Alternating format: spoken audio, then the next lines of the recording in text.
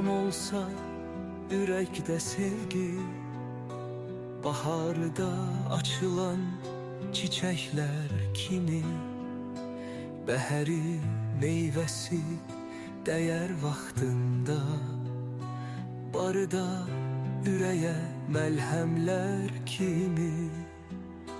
Bütün ailelerde məhəbbət olsun, su kimi, aydınlıq yel kimi geden, ateş ocaqlarda torpaq nemətli, bütün el obaya xeyirli olsun. Seslenen arzular, xeyir dualar, herkesin bayramı mübarek olsun. Bu dünya özü de vefalidir bil, söhbəti şirindir, fesiller fərqli.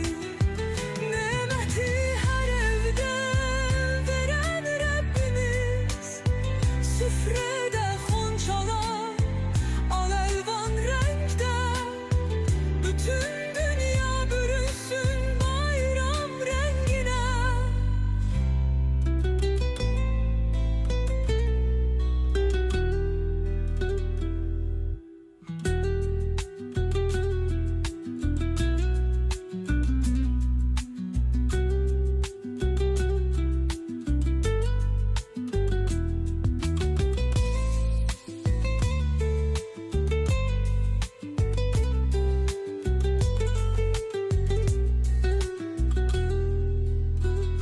Bütün ailelerde məhəbbət olsun, su kimi, aydınlıq yel kimi geden, ateş ocaqlarda torpaq nemətli, bütün el obaya xeyirli olsun.